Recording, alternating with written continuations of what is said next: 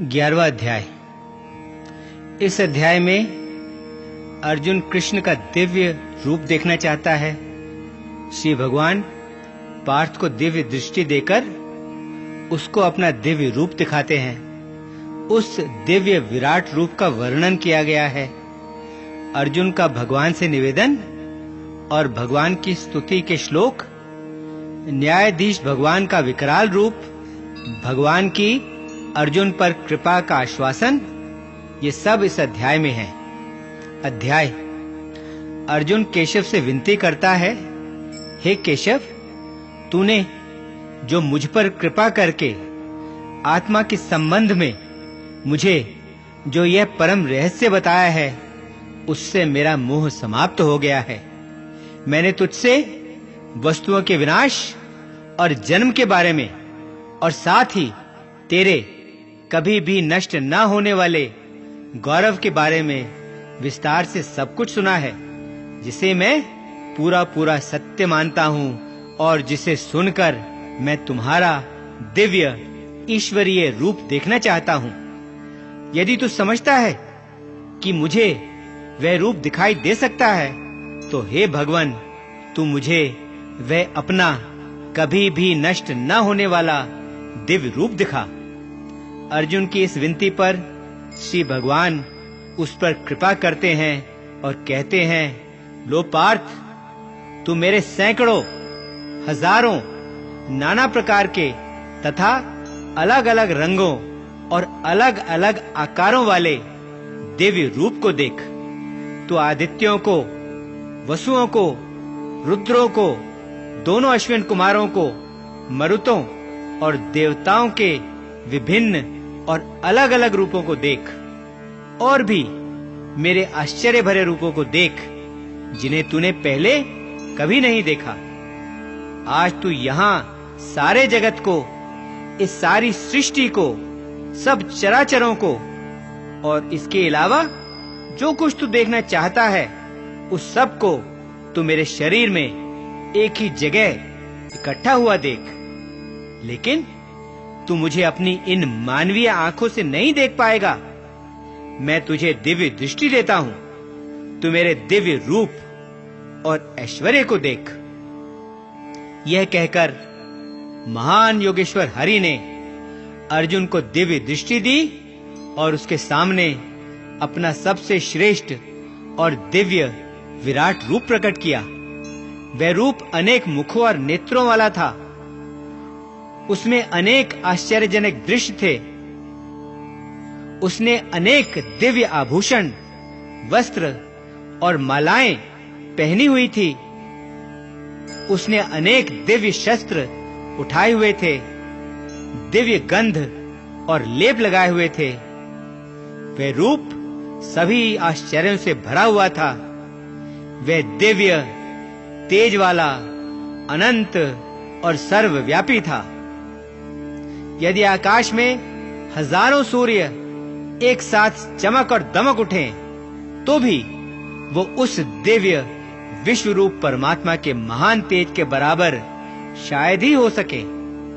वहां अर्जुन ने उस देवों के भी देव के शरीर में अनेक रूपों में बटे हुए सारे संसार को, सारी सृष्टि को एक ही जगह इकट्ठा देखा।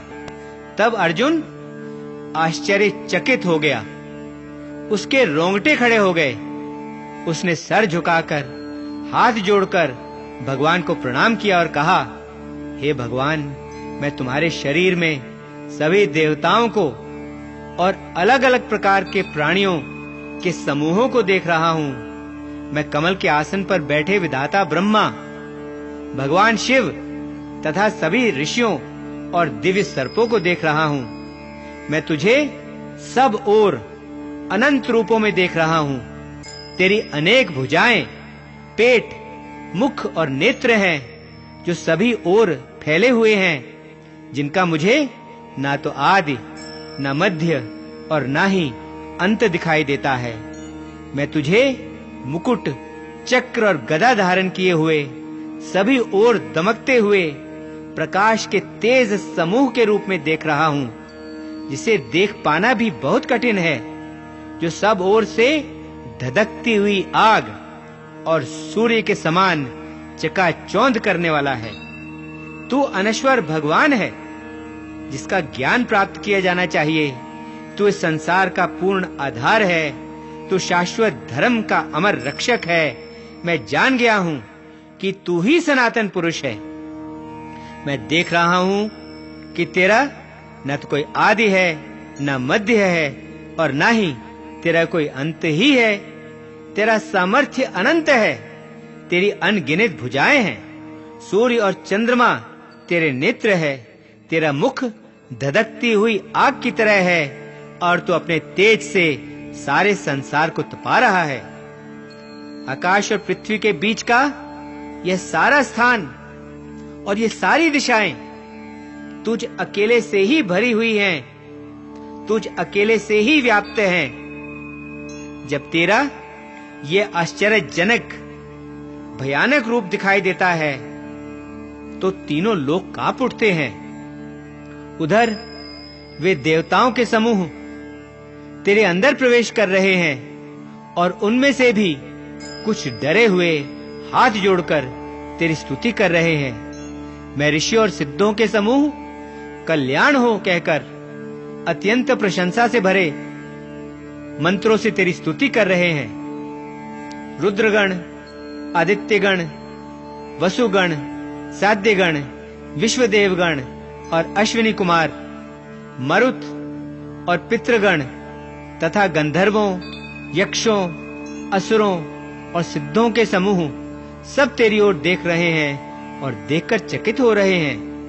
तेरे अनेक मुखों और आंखों वाले, अनेक भुजाओं, जांघों और पैरों वाले, अनेक पेट वाले, अनेक बड़े-बड़े दांतों के कारण भयानक दिखने वाले तेरे विशाल रूप को देखकर सारे लोग कांप रहे हैं, और उन सब की तरह मैं भी कांप रहा हूं।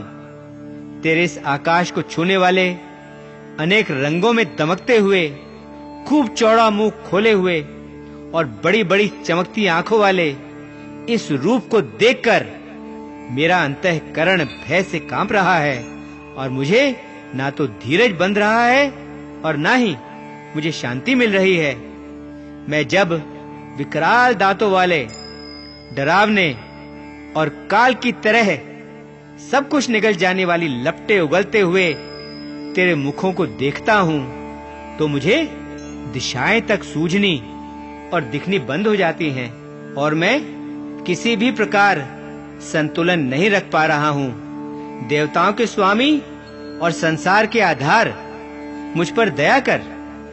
उधर सभी राजाओं के समूह के साथ धृतराष्ट्र के पुत्र भीष्म, द्रोण, कर्ण तथा हमारे पक्ष के भी प्रमुख योद्धा तेरे डरावने मुखों में, जो बड़े-बड़े दांतों के कारण बहुत भयानक लग रहे हैं, उनमें घुसे जा रहे हैं।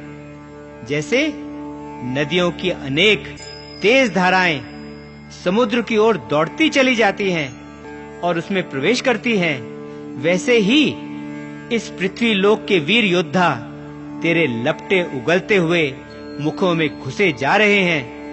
जैसे पतंगे जोर से जलती हुई आग पर अपने ही विनाश के लिए तेजी से झपटते हुए आते हैं, वैसे ही ये लोग अपने विनाश के लिए तेरे मुखों में कूद रहे हैं।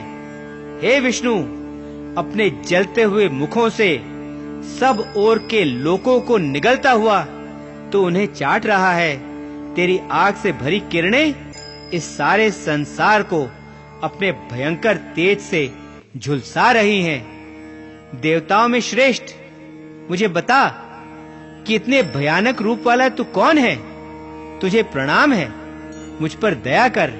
मैं जानना चाहता हूं कि तू आदिदेव कौन है, क्योंकि मैं तेरे कार्यकलाप, तेरी प्रकृति, तेरे प्रयोजन को नहीं जानता।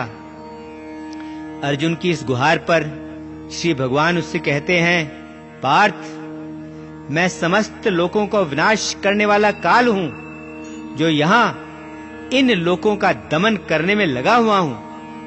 दोनों सेनाओं में खड़े हुए ये योद्धा तेरे कर्म के बिना भी नहीं बचेंगे। इसलिए तू उठ, खड़ा हो जा। अपने शत्रुओं को हराकर तू इस समृद्ध राज्य का आनंद ले और यश प्राप्त कर। वे सब तो पहले ही मेरे द्वारा मारे जा चुके हैं। तू तो बस केवल इसका कारण भर बन जा और भीष्म, द्रोण, जयद्रथ, कर्ण तथा और भी अन्य वीर योद्धाओं को मार डाल। वे जो मेरे द्वारा पहले ही मारे जा चुके हैं। डर मत और युद्ध कर। युद्ध में तू शत्रुओं को अवश्य जीत लेगा।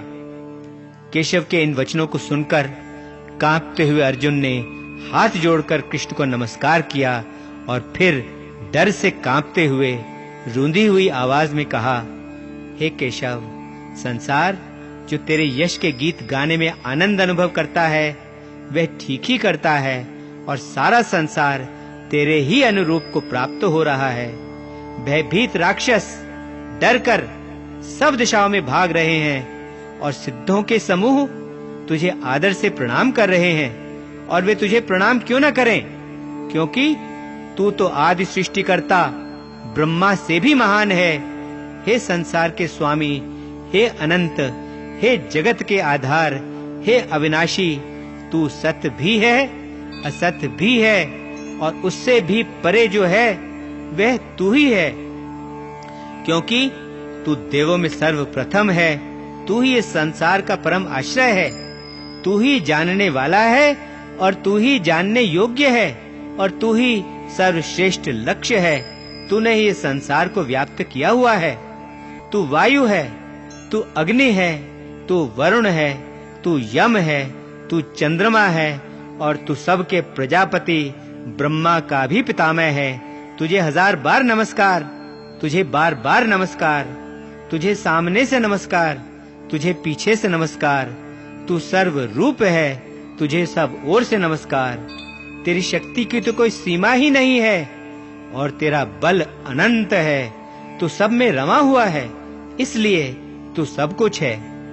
तेरी इस महिमा को और तुझे ईश्वर न जानते हुए और ये समझते हुए कि तू मेरा साथी है, मैंने प्रमाद से या प्रेम के कारण अनजाने में तुझे जो हे कृष्ण, हे यादव, हे मित्र आदि हठपूर्वक कहा है और कभी खेल में, कभी बिस्तर पर लेटे हुए, कभी भोजन के समय अकेले में या अन्य लोगों के सामने हंसी मजाक में मैंने जो तेरे प्रति कभी भी कोई भी अनादर प्रकट किया हो, उसके लिए हे प्रभु मैं तुझसे क्षमा मांगता हूँ।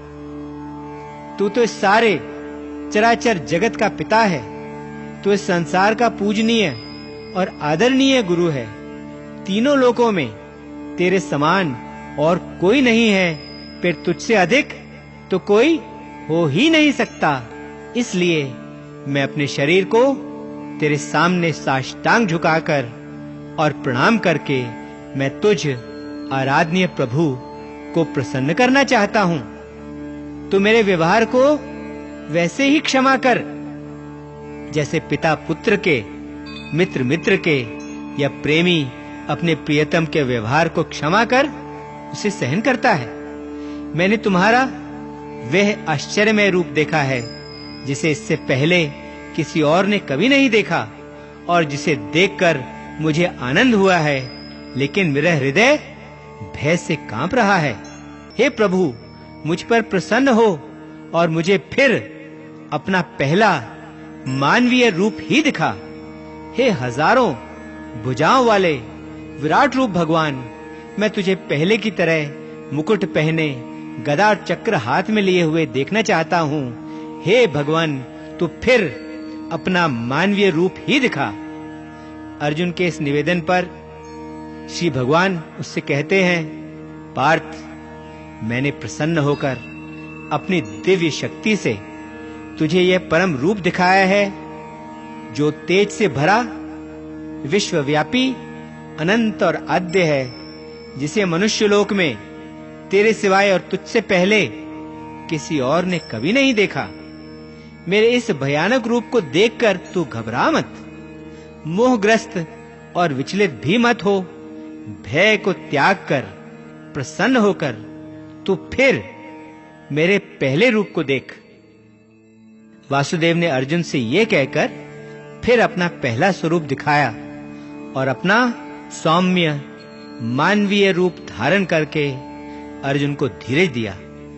भगवान का मानवीय रूप फिर देखकर अर्जुन शांत हुआ और उसने कहा, हे भगवान, तेरे इस सौम्य मानवीय रूप को देखकर मैं स्थिर चित्त हो गया हूँ और अपनी स्वाभाविक स्थिति में फिर लौट आया हूँ।